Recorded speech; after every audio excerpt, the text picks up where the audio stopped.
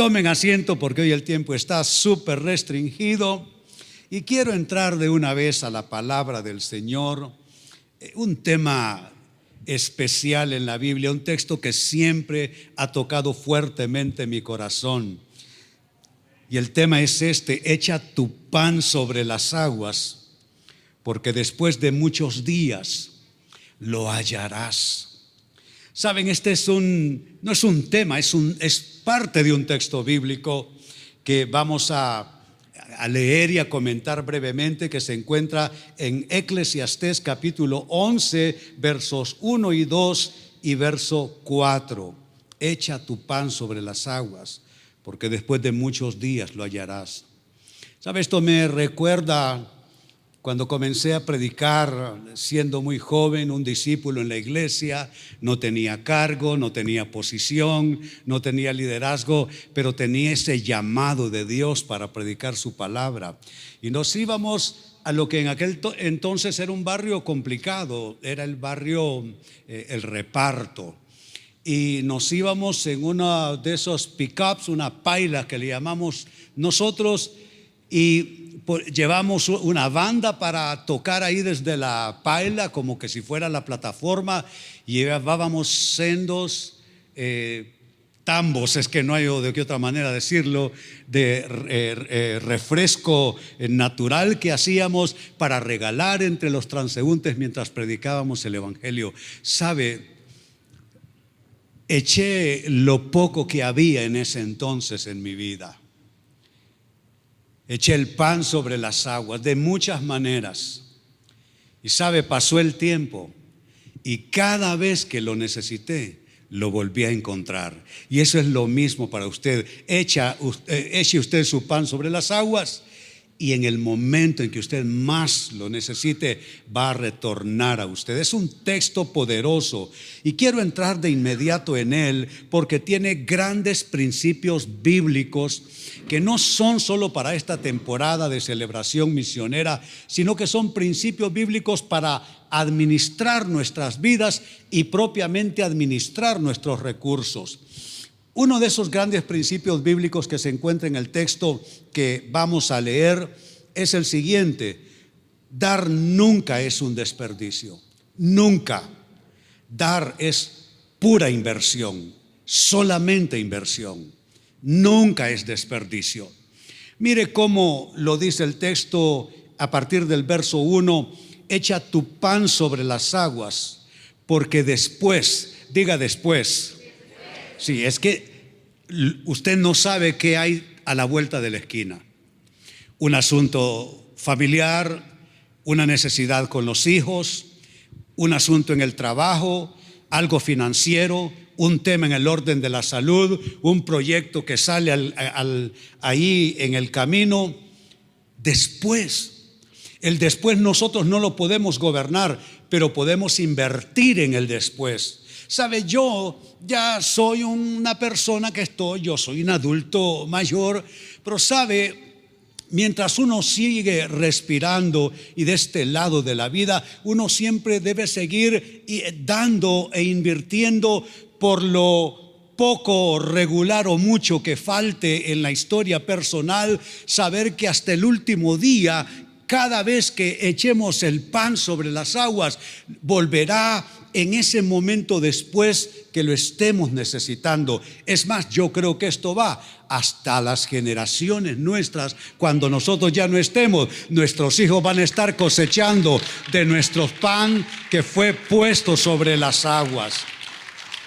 Pregúntate cuánto esfuerzo e inversión hiciste en algún momento de tu vida que quedó sin provecho. Porque le llamamos inversión. Ya ustedes saben cómo son las cosas en el mundo natural, pero cuánta inversión hicimos y al final eso no resultó de provecho. Pero a diferencia, con Dios nunca se pierde, con Dios siempre se gana. ¿Qué tal si lo dicen conmigo? Con Dios nunca se pierde, con Dios siempre se gana. Siempre es así, siempre es así. Y saben, Hay una corta afirmación que comparto constantemente en Jesús 9:11 sobre estos temas, y es la siguiente: Dios no se queda con nada. Dios no se queda con nada. Dios no te está para quitarte lo poco o mucho que puedas. Dios está para bendecirte, y la fórmula de Dios es que tú sueltes, y en la medida en que tú das, en esa medida Dios te multiplica, y Dios no se queda con nada. Es una frase que vale la pena decirla, y decirla a todo pulmón en esta tarde: Dios no se queda con nada. ¿Y qué tal se lo dices a alguien que está ahí al lado tuyo? Dios no se queda con nada, nada absolutamente. Ese es el primer principio. Dar nunca es desperdicio y es pura inversión. Segundo principio que encontramos aquí: acción preventiva no es guardar. Ese es un concepto de este mundo, que para prevenir hay que guardar.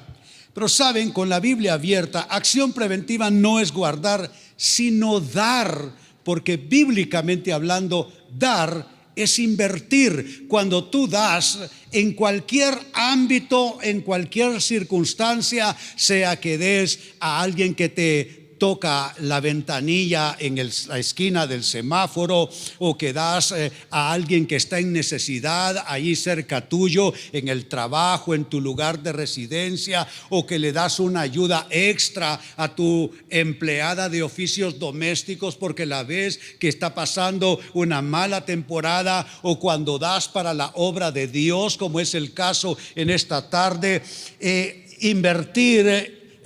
Dar es invertir más bien. Cada vez que tú estás dando, estás aumentando una cuenta que no baja intereses, un banco que no está sujeto a los vaivenes de este mundo. Es el banco de Dios, donde está la provisión de Dios. Pablo lo llama las riquezas en gloria de Cristo Jesús. Es ahí donde tú inviertes todos los días, con cada vez que tú das, que eso es inversión para ti. Y mira cómo lo dice el verso 2 de esa escritura: reparte a 7 y aún a 8. ¿Por qué? Porque no sabes el mal que vendrá sobre la tierra. Noten, se está adelantando a circunstancias difíciles, se está adelantando a circunstancias adversas. ¿Y qué está diciendo? Que comiences a anudar lo poco que tienes. Eso es lo que dice. Dice todo lo contrario. Dice que des a 7, y se corrige a sí mismo el autor bíblico. Dice: ¿qué 7? Dale a 8, reparte a 8. ¿Por qué? Porque no sabes el mal que vendrá sobre la tierra. Este es un texto poderoso. Es un texto que te dice cómo invertir para tener en la época de dificultad. Mi comentario en una corta nota sobre este versículo 2 es el siguiente: no esperes tener para dar, debes dar para tener. No esperes tener para dar, debes dar para tener. Sabe, yo, con el debido respeto y sin que se observe como falta de humildad, yo diría que lo di todo en el proceso. Lo di todo en el proceso. Entregué mi juventud, entregué mi proyecto de familia. No crié a mis hijos como cualquiera dice: yo lo haré a mi manera, como me dé el gusto y la gana. No, entregué todo, incluyendo a mi familia, de tal manera que el camino de ellos estaba previamente trazado. Ellos no podían hacer nada que quizá hicieran otros chicos donde el tema de la fe no estaba presente. Yo les decía a mis hijos: ustedes son hijos de alguien que sirve al Señor, no sé si les guste o no, porque eran apenas niños, pero ustedes tendrán que ir por esa misma ruta de servir al Señor. Sabe, uno lo da todo. Uno reparte a 7 y aún a 8. ¿Y qué pasa? Está mejor el mundo que en aquella época, en mis 20, que comencé a servir al Señor. El mundo no está mejor. el mundo está peor, pero yo no estoy peor, yo estoy mejor que cuando estaba en mis 20s. Yo estoy mejor. Y sabe, ya que observo aquí al pastor H. Sierra, como le digo cariñosamente, recuerdo, Pastor Héctor, fui a vivir a ese lugar, al sur de la ciudad, cerca de la Fuerza Aérea, subiendo una cuesta en la colonia Godoy, una casa hermosa. Yo no sé esa señora por qué me la rentó, porque yo era un joven pastor sin recursos, comenzando el ministerio, pero no sé, Dios que le da gracia a uno y favor con la gente, y esa señora me rentó aquella casa que a mí hasta pena me daba que la gente me viera entrando y saliendo, porque era una casa enorme y muy linda. El pastor Héctor Sierra, siendo un muchacho, tú me ayudabas a chapear el jardín de enfrente, aquel gran patio atrás. Nos íbamos los sábados, todo el día te pasabas conmigo machete en mano y dejando linda aquella casa, como una manera de pagar a los dueños el que me la hubiesen rentado por tan poco dinero. ¿Qué pasó? Dice la Biblia, reparte a 7 y aún a 8, porque no sabes qué es lo que va a pasar. Yo no sabía en aquel entonces lo que iba a pasar más adelante. Y sucede que unos años después, bueno, yo me fui a vivir a otra parte de la ciudad. Usted sabe, cuando uno anda rentando, te vas o te sacan, una de dos. El caso es que vas de un lado al otro. Me fui a vivir a otra parte de la ciudad. Y entonces entré en el proyecto de construcción de iglesia. Era la iglesia que antes yo pastoreaba. Y me indican que hay un terreno, y la zona yo la conocía, allí cerca de la Fuerza Aérea. Y me dijeron quién era la persona. Yo no sabía quién era la persona en ese entonces, y me armé de valor y fui y toqué la puerta. Toco la puerta y me abre la señora, y yo digo, ¿de dónde conozco a esta señora yo? Y ella me queda viendo como diciendo, ¿y de dónde conozco a este señor yo? Luego me doy cuenta que era la señora que me rentaba esa casa, y ella se dio cuenta que yo era la persona, y me dijo, pastor, usted cuidaba tan bien nuestra casa que mi esposo, que es norteamericano, pasaba fascinado como usted cuidó esa casa mejor que cuando nosotros vivíamos en ella. Pastor, ¿qué es lo que quiere? Quiero ese terreno que es de ustedes para construir iglesia. Pastor, lléveselo y usted dígame cómo me lo va a pagar.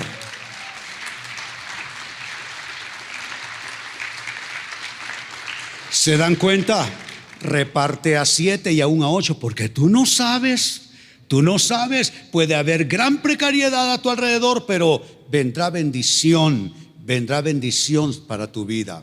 Y lo tercero con lo que cierro, cuídate de hacer cálculos erróneos. También este es un principio que está inmerso ahí en este texto que estoy citando. Cuídate de hacer cálculos erróneos. Mira el verso 4. El que al viento observa no sembrará, y el que mira a las nubes no segará. ¿Qué diferencia? Son dos personas diferentes.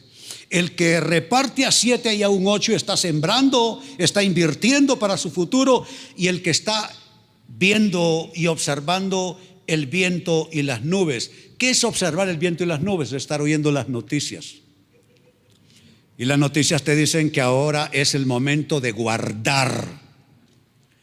Y entonces los que no tienen discernimiento en la palabra del Señor dicen, mejor no voy a la iglesia porque la gasolina está muy cara, mejor lo veré por la tele. Lo que no se da cuenta que hay menos inversión sentarte en el sofá que invertir esa gasolina, ya no para ir al supermercado, ya no para ir a la farmacia, ya no para ir al mall, ya no para ir a dejar los hijos a un lugar al otro, sino que vas a la iglesia, a la casa del Señor. Y déjame decirte, combustible no te faltará si tú inviertes combustible en ir a la casa del Señor. ¿Cuántos me dicen amén? Sí, Señor, aleluya. Así es que no observes los vientos y nubes, observa la promesa divina. Padre, yo te doy gracias en esta hora. Vengo a bendecir, hermano, hermana, tus economías. tu mayordomía. Y vengo a decir desde este altar donde se predica la verdad de Dios, que no te faltará nada en los peores momentos de quienes te rodeen. A ti no te faltará nada, porque tú estarás aplicando desde antes, conforme a esta palabra que dice: echa tu pan sobre las aguas, porque después de muchos días lo hallarás. Reparte a 7 y aún a 8, porque no sabes el mal que vendrá sobre la tierra. El que al viento observa no sembrará, y el que mira a las nubes no segará. Te bendigo. Bendigo tus esfuerzos de vida, bendigo tu fuente de provisión, y hablo el bien sobre tu vida, sobre tu casa y sobre tu proyecto de vida. Y si estás contento en esta tarde, dale gloria al Señor y corónalo. Yo digo que con gritos de alegría. No, hombre, dije gritos de alegría. Sí, Señor, aleluya.